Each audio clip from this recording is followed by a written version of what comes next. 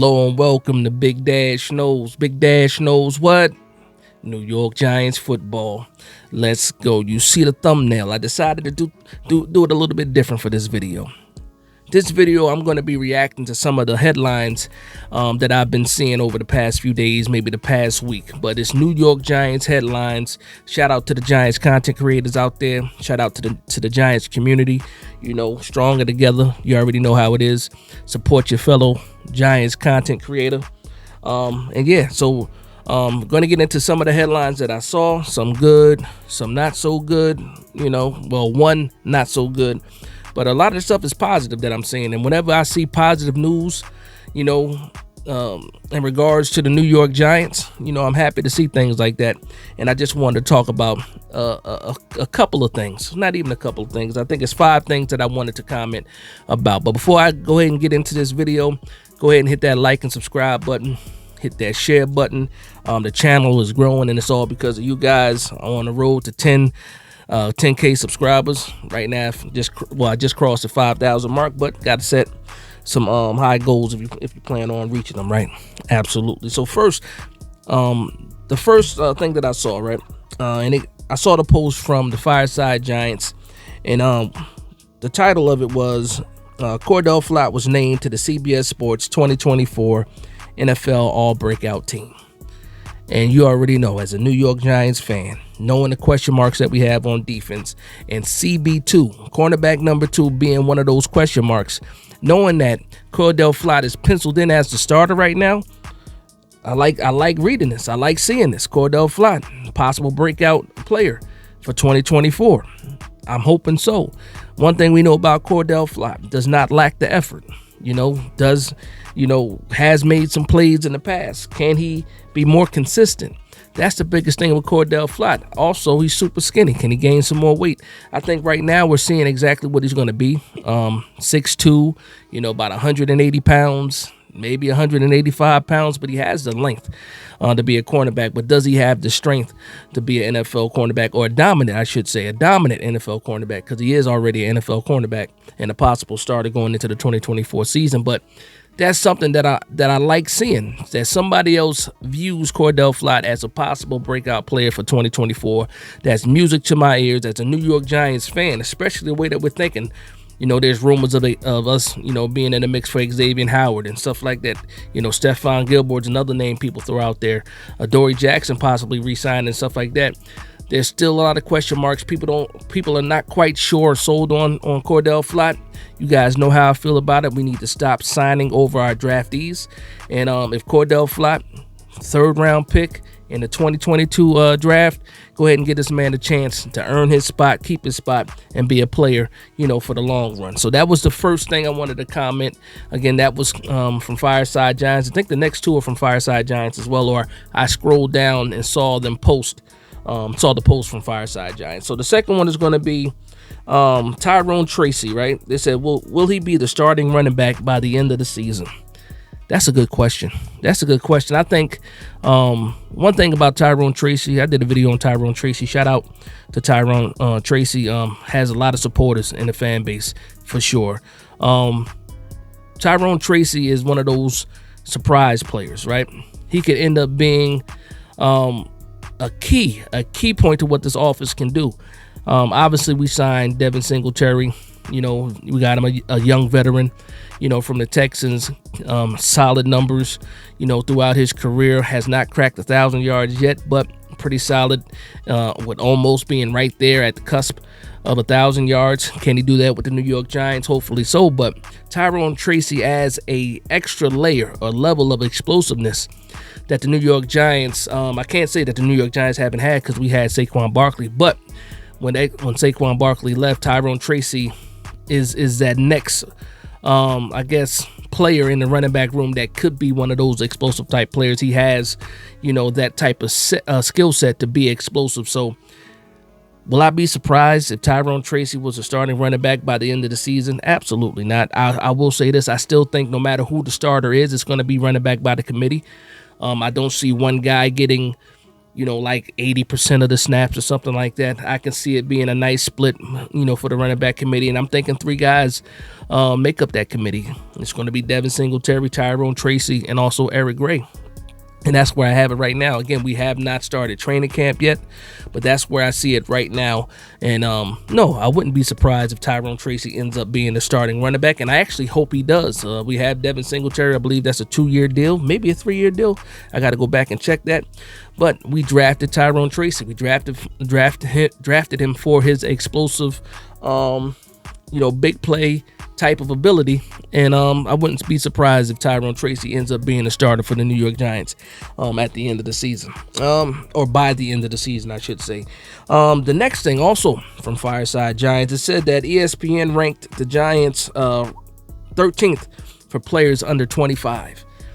That's something that I guess that's something that a lot of people don't talk about as much. The New York Giants have one of the youngest NFL rosters, one of the youngest.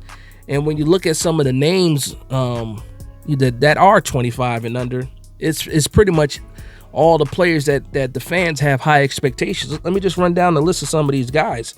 And I'll start with some of the older guys that are still, 25 and then under. So Andrew Thomas is 25. He's already solidified himself as a top 10, tackle in the league. Another name on this list, of course, is going to be Malik Nabers. Malik Nabers is 20 years old. When you look at some of these building blocks, Kayvon Thibodeau, 23. Micah McFadden, 24. Isaiah Simmons is only 25. Now, here's Evan Neal is 23. Now, listen, we already know how we feel about Evan Neal right now today. But if Evan Neal turns out to be an actual player, he's only 23 years old. So just imagine how good this roster gets, with a little bit more season. Theo Johnson, 23. Tyler Nubin, 23. Cordell Flat is only 22. Wan'Dale Robinson, 23. Jalen Hyatt, 20. Like, there's a lot of young players, and I don't see why we wouldn't be ranked pretty high when you see some of those names listed. But I like to see that ESPN is looking at the New York Giants in a little bit of a different light. Again, we've had a lot of bad press with the Hard Knocks, people criticizing the GM, criticizing the coaches, criticizing, some of the decisions that are being made. But when you see things like this, this is a bright spot for the New York Giants that we've been missing, lately.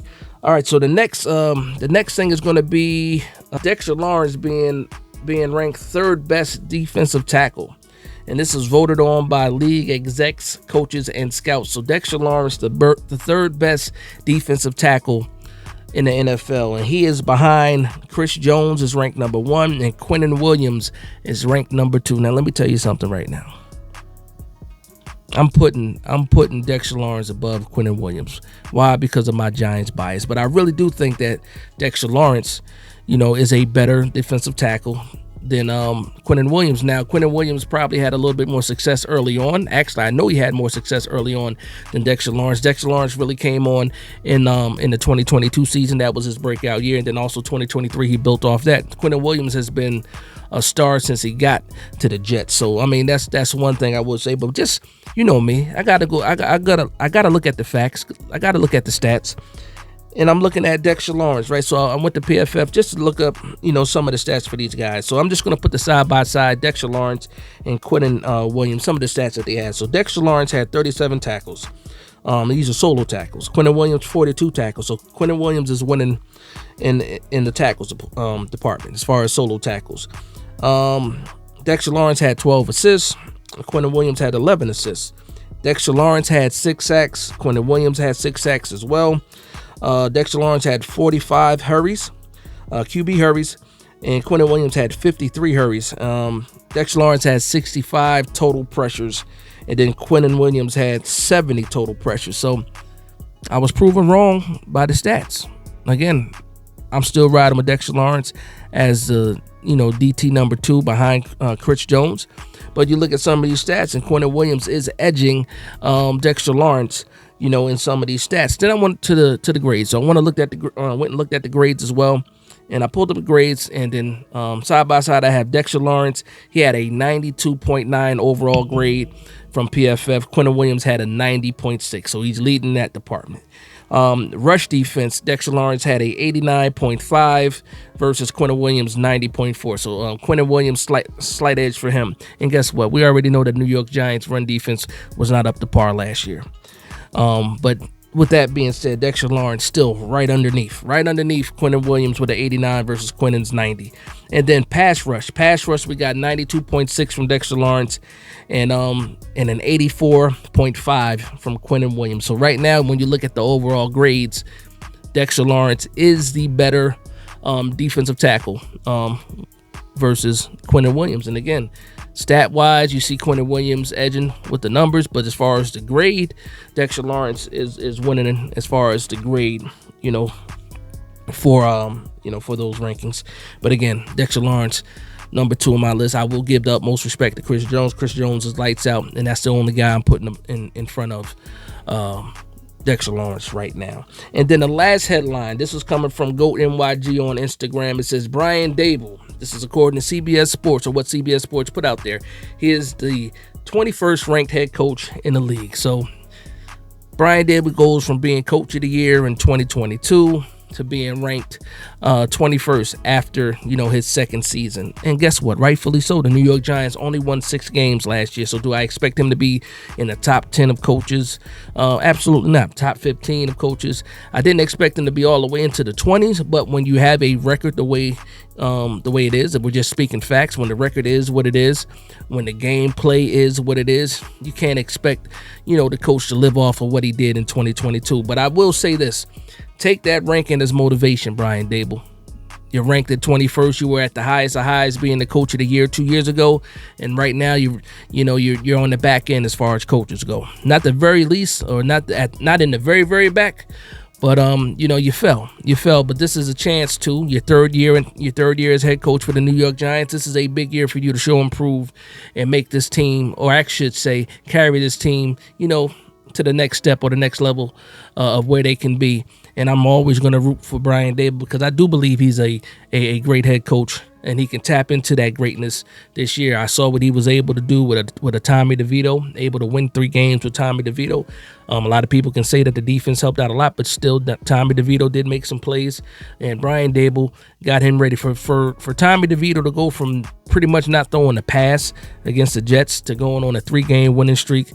That's a testament to the coaching staff, and Brian Daboll is the head coach of the New York Giants. You can give some kudos to Kafka as well, but it is what it is when talking about Brian Daboll. And guess what? Hopefully he can crack the top 10 again next year. So that's going to be the video. Just want to talk about some of the headlines going on with the New York Giants, some of the positive stuff going on with all this negativity out there, and then Mike Lombardi. Maybe I'll talk about you, maybe I won't, I don't know. We'll see what happens. Maybe I'll mention that in the Hard Knocks recap tomorrow.